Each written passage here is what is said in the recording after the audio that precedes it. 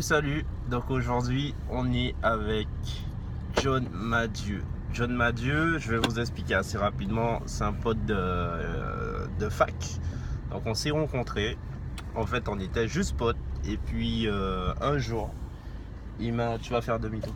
Un jour, on parlait et tout. Et il s'avère qu'on a lu Père riche, Père pauvre. Et à partir de là, tout a changé. On avait un truc en commun, le père pauvre. Voilà, j'ai vu tout a changé. Les discussions ont changé, tout a changé entre nous. Donc, alors, je vais le laisser se présenter, dire ce qu'il fait, qu'est-ce qu'il est en train de faire, voilà. À toi la parole. Bonjour à tous, je suis John Madieu, 26 ans, ingénieur Linux embarqué et en gros c'est du développement informatique quoi. Et je bosse pour une petite boîte qui j'espère ne tombera pas sur ce reportage parce que j'adore l'argent. C'est l'une des raisons pour lesquelles j'aspire à me mettre à mon compte et qui sait, pouvoir embaucher des gens, bien sûr. Peut-être que l'un d'entre vous sera mon futur employé. Attention. Ouais, donc oui, c'est un gars qui fait des bonnes choses. Il a beaucoup de volonté. Et c'est pour ça que je vais vous présenter ce livre. Ce n'est pas un livre. Moi, je l'ai reçu. Il est vraiment énorme. Moi, je l'appelle le parpaing. J'ai trouvé ça dans ma à droite. J'ai trouvé ça dans ma boîte aux lettres. Et comme vous voyez, là, ça va être à l'envers, bien sûr. Mais comme vous voyez, c'est John Madieu. C'est son livre. Dis-nous un petit peu, qu'est-ce que ton livre il fait actuellement sur Amazon? Alors, dès la sortie du livre, le 6 octobre, en octobre 2017, je ne sais plus quelle date exactement, le livre a été best-seller pendant plus de 6 mois. Bien sûr, il y a eu des phases de creux parce que le livre est en anglais et il y a eu quelques fautes quoi. Mais ça a été corrigé très récemment et je vous invite à vous procurer une copie pour vous rendre compte du contenu énorme du bouquin. Il parle du développement de drivers sous Linux, pour ceux à qui ça parle. Il fait 600 pages, 22 chapitres. Et bon, je vais pas vous spoiler jusqu'à la fin, hein. Ouais. Je vous laisse découvrir le contenu. Donc alors le livre, je vais pas vous mentir, je l'ai pas lu, j'ai lu l'introduction pour éventuellement l'aider sur les fautes d'orthographe en anglais, bien sûr. Vous connaissez comment je suis bilingue. Donc voilà, et do you want to continue en anglais? Let's continue. Non, bon, on va rester en français comme on est pas. Donc voilà. Tout droit. Et ouais, tout droit. Donc, explique-nous comment t'as fait pour écrire un livre de 600 pages. Tout part de la motivation. Je pars du principe que tant qu'on veut, on peut. Ce n'est pas un mystère, il n'y a rien de mystique dans tout ça, du fait d'écrire. Ne vous fiez pas au nombre de pages, ne vous fiez pas au contenu. Du moment où vous voulez le faire, vous pouvez y arriver. Il y a eu des sacrifices, bien sûr. Quand je parle de sacrifices, il n'y a pas eu de sang versé. Hein. Ouais. C'était moins de boîtes de nuit, moins de sorties. Ouais. Et je vais revenir sur ce point en fait. Johnny il disait ouais les gars je peux pas sortir. Après ça il dit ouais je peux sortir. Donc le gars il sort avec nous. Après la soirée, on voit le gars en train de taper sur son ordinateur, en train de taper. Il s'endort 5 minutes. Son ordinateur il est là en train de taper mais il s'endort en même temps. Il se réveille, il retape. Donc il faisait que ça. J'avoue que c'était impressionnant. En plus, il nous disait qu'il écrivait un livre. Moi, bon, c'est pas que, mais j'y croyais pas trop. Tu vois. Ouais, c'est là quoi. Lorsque quelqu'un te dit qu'il écrit un livre, il arrive quand même à aller en boîte, à sortir. Bon, des fois, il disait non quand même. Et au final, on voit que le livre fait 600 pages et que c'est un best-seller dans son domaine. C'est quand même pas mal quoi. Je vous assure, le bouquin c'est une arme blanche quand même. Hein. Il pèse une tonne quoi. Et c'est vrai que j'ai dû me priver de pas mal de sorties, mais pour le peu de fois où je sortais, pardon, pour les rares fois où je sortais, j'ai dû faire la fête certes, mais rentrer, me plonger direct dans le PC. Je dormais même avec des réflexes un peu bizarres quoi. Ouais. Je dormais les doigts sur le clavier et dès que je me réveillais, hop, je me retrouve en train de taper des lignes, soit de texte du bouquin, soit de code. Et ils ont commencé à me prendre au sérieux à partir du moment où ils ont vu l'annonce sur le site en précommande. C'est là qu'ils m'ont un petit peu pris au sérieux. C'est vrai que jusque-là, moi encore, je me prenais pas au sérieux. J'y ai cru moi-même à partir du jour où j'ai envoyé tous les chapitres et que j'ai reçu un exemple du bouquin, un exemplaire autant pour moi. Ouais, tu vas prendre la sortir. Et je me suis rendu compte que finalement c'était vrai quoi.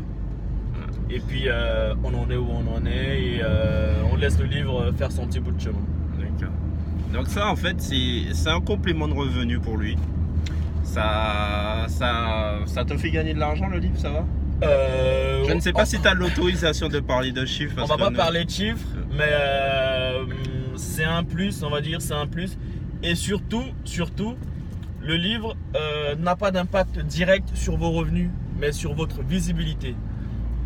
À quoi sert un bouquin? C'est l'équivalent d'une carte de visite avec un facteur 10 quoi. Il suffit juste qu'on tape le titre de votre livre, le nom du domaine dont parle votre livre, votre nom ou quoi que ce soit, et bien on voit John Madio, auteur de tel ou tel bouquin. Et ce sont les autres qui vous appellent, qui vous contactent. Et le livre, en gros, il fait la publicité pour vous, quoi. À ce qui paraît, explique-nous, continue.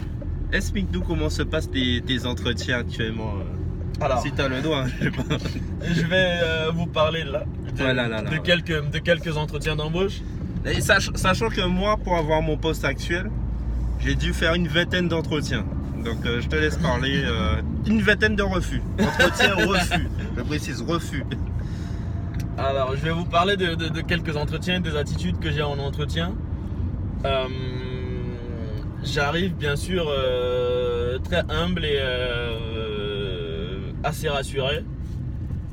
Non pas arrogant, mais plutôt rassuré, je dirais. Donc je laisse parler mon interlocuteur et je me présente. Et la plupart du temps en entretien, surtout technique, en tout cas dans notre domaine informatique, il est souvent question de faire des tests en fait. Des tests, des tests techniques pour évaluer vos compétences, pour estimer à peu près votre niveau. Bien que de vous à moi, les tests pour moi ça ne sert à rien. Vous pouvez être mauvais ce jour-là au test, tout simplement parce que vous êtes stressé, parce que vous êtes sous pression. Mais pourtant, vous êtes quelqu'un de très fort, de très bon dans votre domaine. Ça, c'est un très bon conseil. Donc, ne vous laissez pas abattre par les tests et quand il en est question, faites-les. Si vous ne les réussissez pas, tant pis. Sinon, tant mieux. Mais le test ne définit en rien votre compétence, ce que vous valez, ni votre personnalité. Ça, c'est un petit conseil. Donc, il arrive que moi, en ce qui me concerne, que je fasse des tests. Et en général, les recruteurs, ceux qui font passer les premiers tests, n'ont rien à voir avec le domaine dans lequel vous postulez. C'est juste quelqu'un qui regarde un texte et qui a des réponses tout en dessous, quoi, et qui attend à ce que vous répondiez à peu près à l'équivalent de ce qu'il a lui comme réponse.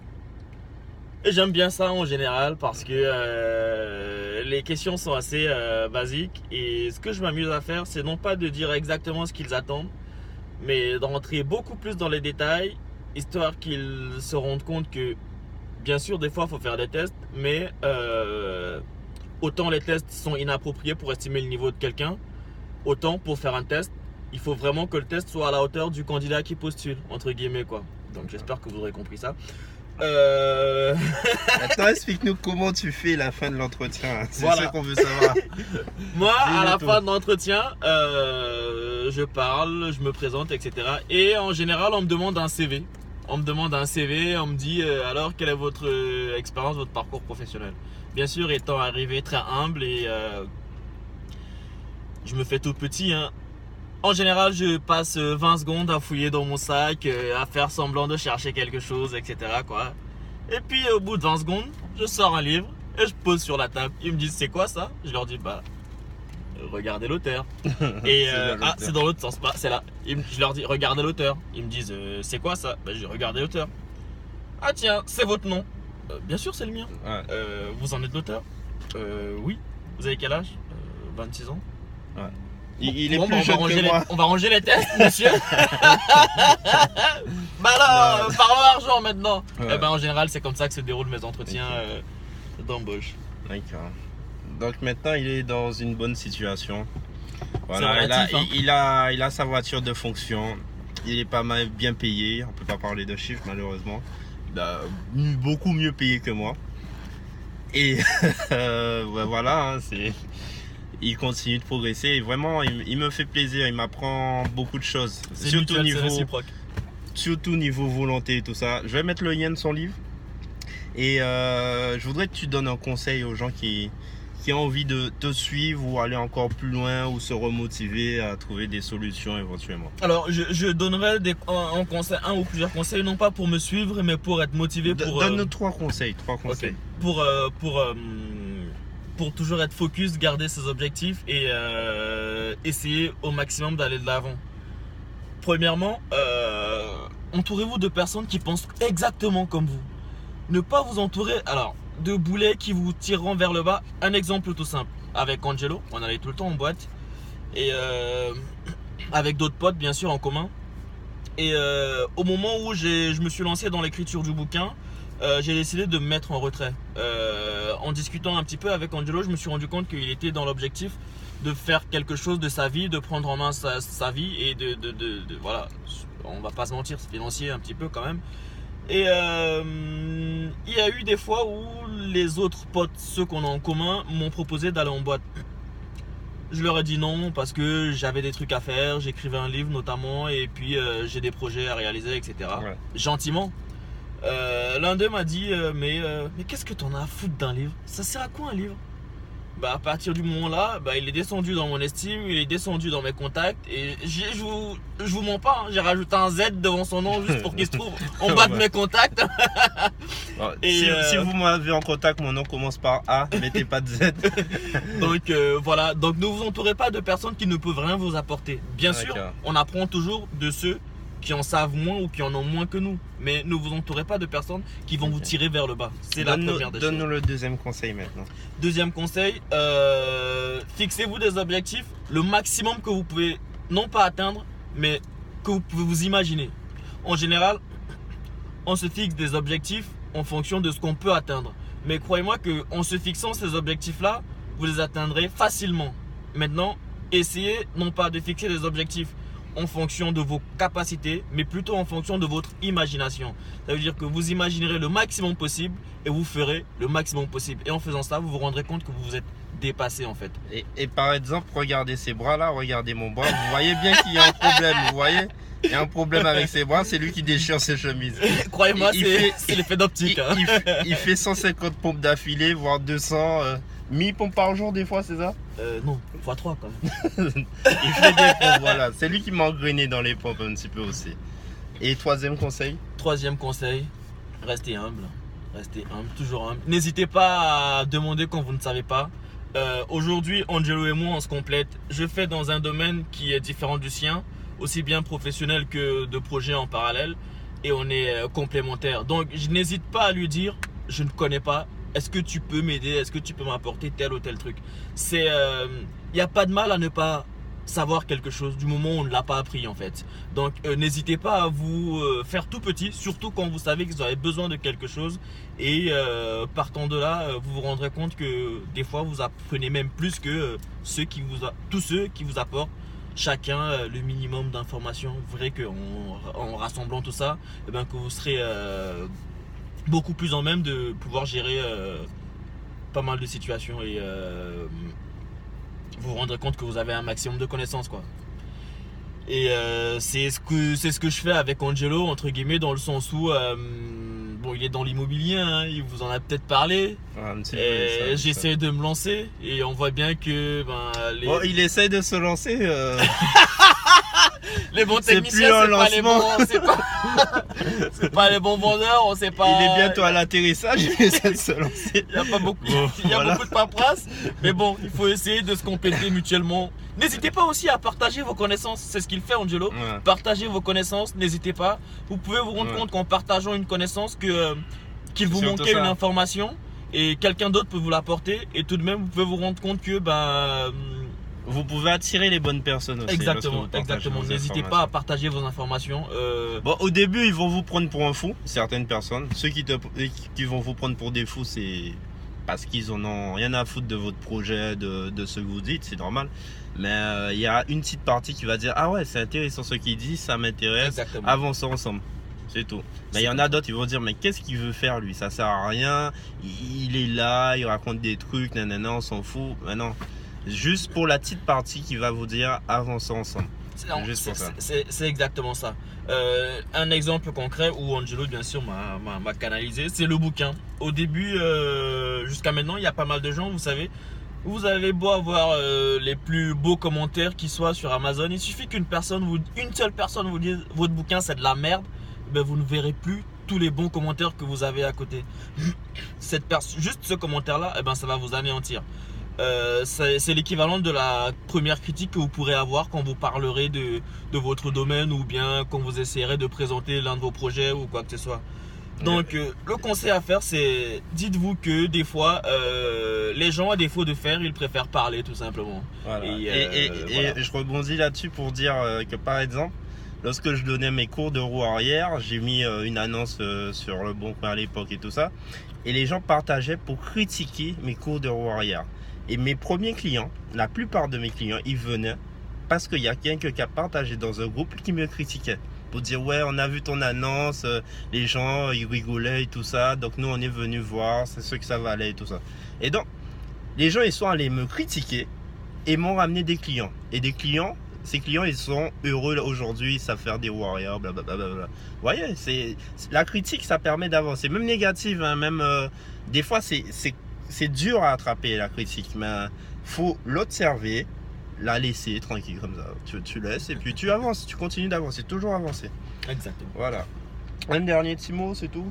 Je vais mettre le lien de son livre, peut-être le lien du livre Père riche, Père pauvre. Si quelqu'un vous parle Père riche, Père pauvre et vous dit il a lu le livre, c'est déjà un bon point. Regardez, maintenant si on est là, c'est ce livre-là ça qui nous a fait hey, t'as lu ça? Hey, t'as lu ça? Exactement. Et je pense on avait bu un petit peu. Hein. C'est pas faux, c'est pas faux. C'était un retour de boîte qu'on s'est rendu compte qu'on partageait plus que les boîtes de nuit en fait. Ouais, là, c'était... Bon, voilà. Ok, ben, on va vous laisser là. J'espère que vous avez aimé. C'est la deuxième interview. La première c'était avec Wheezy Denain. Wheezy Denain a aussi kiffé. Donc il a un bon retour de Wheezy. Bon, ils sont tous les deux petits. Il aime bien traîner avec des plus petits que lui. Ouais, comme ça j'ai l'impression d'être grand grand et tout ça. Donc voilà, je vous laisse. Ciao, ciao. À très bientôt sur Angelo Test. Ouais, c'est test tout ce que tu veux. J'ai mis test immobilier, rolling. Bientôt test. Comme quoi, le diversifie ses sources de revenus. Ok, bon, je vous laisse. Merci. Allez, salut.